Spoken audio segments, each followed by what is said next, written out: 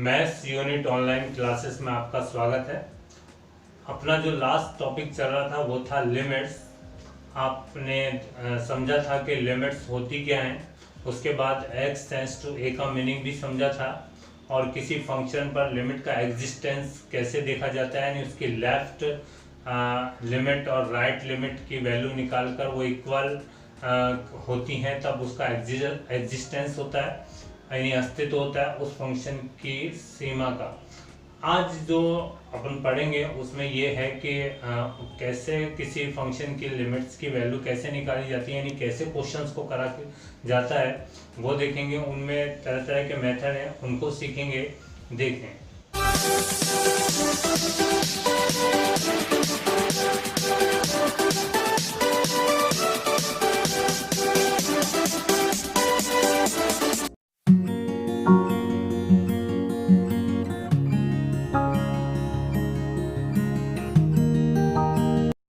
Substitution method यानी प्रतिस्थापन विधि। देखें, limit x tends to 2x cube plus 1।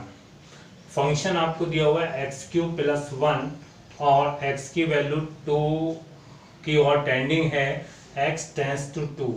अब देखें, ध्यान दें, यदि आपको लिमिट हटानी है तो आप सीधे आप उस वैल्यू को पुट करके देखें। यदि आपको फाइनाइट वैल्यू मिल रही है तो आप सीधे ही लिमिट हटा दें और उसका आंसर आ जाएगा। यानी यदि आप फंक्शन में सीधे आप 2 पुट करें और एक फाइनाइट वैल्यू 9 मिल रही है यहाँ पर, यानी 2 का क्यूब 8 प्लस 1 इक्वल 9, यानी इस फंक्शन की लिमिट की वैल्यू 9 है। किस पॉइंट पर? 2 पॉइंट पर। अब देखें, लिमिट हट जाएगी यहाँ से और 9 आंसर आ जाएगा। अगले क्वेश्चन में भी ऐसा ही देखें, इस फंक्शन में आप x की जगह 1 रख कर देखें कि क्या फॉर्म आ रही है, क्या फाइनाइट वैल्यू आपको मिल रही है, तो आप लिमिट हटा सकते हैं। यानी मैंने लिमिट हटाई, यहाँ आपको 2/3 मिल रहा है, तो इस क्वेश्चन का आंसर 2/3 है। अगला क्वेश्चन देखें, साइन स्क्वायर x प्लस 1। यदि आप सीधे देखें कि x की जगह π/2 आप पुट कर देते हैं तो इस फंक्शन की फाइनाइट वैल्यू प्राप्त हो रही है आपको, तो उसका आंसर कितना होगा? 2। तो आप यहाँ क्या समझें कि किसी लिमिट के क्वेश्चन में आप सीधे उस x की वैल्यू रख कर देखें। यदि आपको फाइनाइट वैल्यू प्राप्त हो रही है तो आप उसका आंसर वही दें सीधे। देखिए, पहला मेथड आप पढ़ चुके हैं कि आप सीधे ही पुट कर दें, तो यदि फाइनाइट वैल्यू प्राप्त हो रही है तो आपको आंसर वही होगा। अब दूसरा देखें, सरलीकरण या फैक्टराइजेशन मेथड। अब इसमें देखें, आप ये फंक्शन दिया हुआ है, आप इसमें पुट करके देखें 2 पुट किया तो 4 - 4 0 और नीचे भी 0 इनडिटरमिनेट फॉर्म, यानी 0/0 अनिर्धारित रूप डिफाइन नहीं है, ऐसी वैल्यू आ रही है। अब देखो क्या करेंगे आप, इसमें आप उस ऊपर वाले का या नीचे वाले का फैक्टर करके देखें तो फैक्टर क्या आ रहे हैं इसके, यानी गुणनखंड क्या आ रहे हैं। लिमिट आप नहीं हटा सकते तो लिमिट अभी रखेंगे यहाँ पर, तो क्या होगा अगर फैक्टर कर देते हैं तो x - 2 और x प्लस 2। और देखें, ये नीचे भी फैक्टर है तो ये फैक्टर और ये कट जाएगा, यानी अब आपका क्वेश्चन बनता है लिमिट x टेंड्स टू 2 और x प्लस 2। और अब आप देखें कि अब मान पुट करके देखें क्या आपको फाइनाइट वैल्यू प्राप्त हो रही है। क्या? बिल्कुल फाइनाइट वैल्यू प्राप्त हो रही है और 4 है, यानी इस फंक्शन की 2 पर लिमिट की वैल्यू कितनी है? 4 है। देखें, इस मेथड को कहते हैं सरलीकरण, यानी फैक्टर आप कर दें और फैक्टर देखें, कोई ना कोई फैक्टर कट कर यदि आपका सवाल हल होता है, कोई क्वेश्चन हल होता है तो उसे निश्चित करें। आप देखें, ये क्वेश्चन आप 2 रखें, 2 स्क्वायर यानी 4 और 6 10 और 2 × 5 10, 10 - 10 0 आ रहा है ऊपर, और नीचे यदि आप 2 रखते हैं तो 4 आता है, 4 - 4 0। यानी यहाँ आप 0/0 फॉर्म बन रही है, 0/0 फॉर्म बन रही है यहाँ, तो आप ये लिमिट नहीं हटा सकते, आपको अभी सरल करना पड़ेगा इस क्वेश्चन को। तो आप देखें, क्या आप ऊपर के फैक्टर कर सकते हैं? क्या ये क्वाड्रिक फॉर्म है तो आप द्विघात फॉर्म है तो आप इसके फैक्टर कर सकते हैं, और फैक्टर इसके x - 2 और x - 3 इसके फैक्टर होंगे। या देखें x square minus 2x minus 3x plus 6 upon नीचे के फैक्टर तो आपको मालूम है x माइनस 2 और x प्लस 2। इसको सॉल्व करें, लिमिट नहीं हटेगी अभी, लिमिट x टेंस टू 2, ऊपर के फैक्टर आप करेंगे तो x माइनस 2 और x माइनस 3, ये आपको फैक्टर मिल जाएंगे।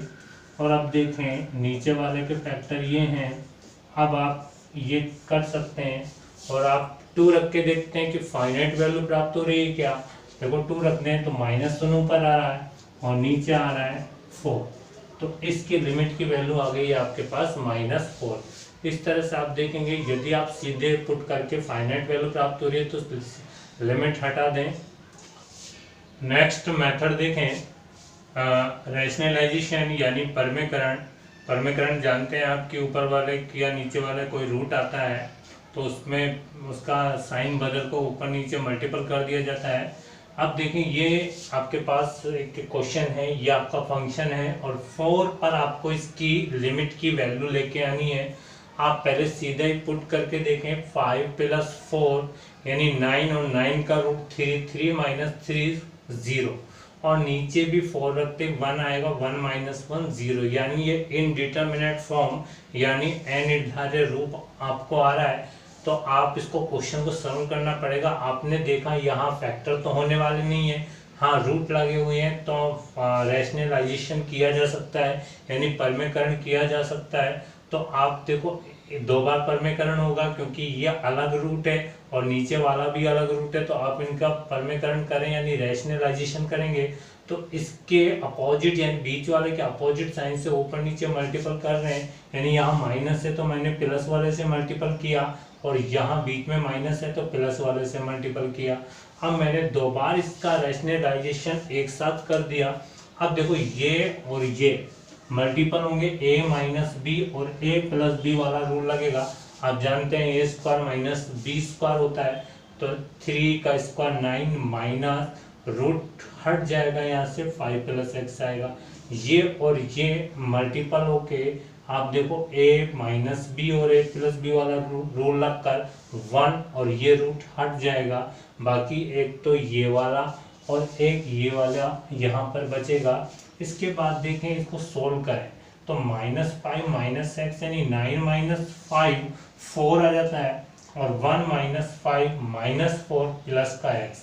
आप देख रहे हैं कि ये यदि आप ऊपर से कुछ कॉमन ले लें तो कट सकते हैं, ये तो माइनस कॉमन लिया तो माइनस कॉमन लेने के बाद x - 4 लिख दिया यहाँ और ये x को आगे लिखा -4 को पीछे तो x - 4, बाकी जो एज इट इज चल रहा है। हाँ ये मल्टीपल हो रहा है, यहाँ पर इसको मल्टीपल कर देते हैं। देखो अब ये और ये कट कर -1 बनेगा यहाँ और -1 और देखें अब आप लिमिट हटाकर देखें यानी जो आपको x की जो टेस्ट दिया हुआ है उसको हटाकर देखें क्या आपको फाइनाइट वैल्यू आपको मिल रही है। क्या आपने यहाँ x की जगह 4 रखा तो 5 - 4 यानी 1 और 1 + 2 और माइनस तो -2, नीचे यहाँ 4 रखोगे 5 + 4 यानी 9 और 3 6 और -2/6 यानी आंसर आएगा इसका -1/3। तो आप यहाँ 3 मेथड सीख चुके हैं। पहला आपने देखा कि सीधे ही आपने सब्स्टिट्यूशन मेथड था वो, दूसरा मेथड था आपका फैक्टर करके उसको देखा जाता है कि फाइनाइट वैल्यू आपको गेट हो रही है नहीं। तीसरा जो आपका है वो है रैशनलाइजेशन। अगला देखते हैं, ये अगला जो मेथड है वो है एक्सपेंशन मेथड यानी प्रसार विधि। आपको फंक्शनों के कुछ प्रसार यहाँ देखें, इनको आपको याद रखना पड़ेगा, ज़्यादा नहीं 3 या 2 टर्म्स तक आप इन्हें याद रखें क्योंकि ये क्वेश्चन में सीधे पुट करके लिमिट लाने में हेल्पफुल होते हैं। तो आप इन्हें याद रखें, देखें आप इनको ध्यान से या आप नोट करें इनको।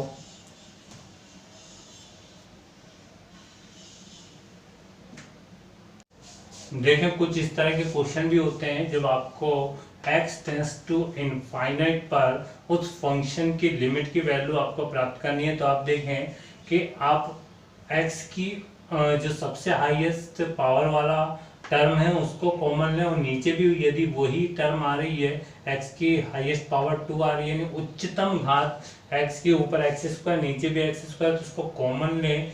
कॉमन लेने के बाद देखें सभी में एक्स स्क्वायर डिवाइड होगा तो a बचेगा यहाँ b अपॉन एक्स, यहाँ c अपॉन एक्स स्क्वायर। ऐसे नीचे से यहाँ पर भी x की हाईएस्ट वैल्यू आप कॉमन ले रहे हैं तो e d upon x F upon x square. तो फायदा क्या हुआ कि एक्स स्क्वायर से एक्स स्क्वायर कैंसिल हो गया, और देखिए b upon infinite, c upon infinite, d upon infinite और f अपॉन इनफाइनाइट।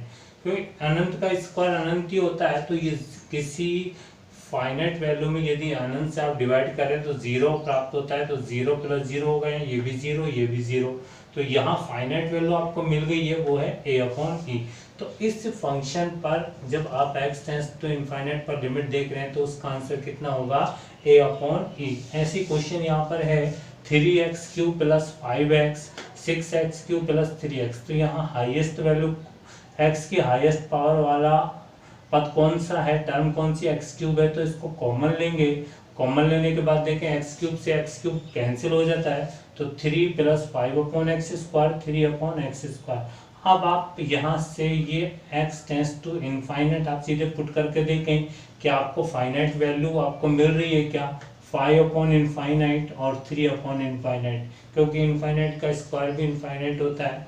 अब देखें 3 अपॉन 6 यानी 1 अपॉन 2, यानी फाइनाइट वैल्यू आपको मिल गई है। तो इस फंक्शन पर इनफाइनाइट की जब आप सीमा पर वैल्यू देख रहे हैं तो वो कितनी है, हाफ है। देखो ये सम स्टैंडर्ड लिमिट्स हैं, इन्हें आप याद रखें क्योंकि ये क्वेश्चन में सीधे फार्मूलों की तरह पुट होती हैं, तो आप इन्हें या नोट करें। Limit x tends to 0 sin x upon x equal 1, limit x tends to 0 cos x equal 1, tan x upon x equal 1, limit x tends to 0 e power में x minus 1 upon x equal 1, limit x tends to 0 b power x minus 1 upon x log base e b, log x tends to 0 log 1 plus x upon x equal 1। तो ये कुछ standard limit हैं जिन्हें आप याद रखेंगे क्योंकि question में ये फार्मूलों की तरह सीधे ही पुट होती हैं। अब जो नेक्स्ट पार्ट बनेगा उसमें आप क्वेश्चन की पूर्ण डिटेल देखेंगे, क्वेश्चन कैसे करे जाते हैं, आपकी बुक के ही क्वेश्चन होंगे, तो आप देखें और पढ़ें। यदि आपको ये वीडियो सही लगता है तो इसे लाइक भी करें।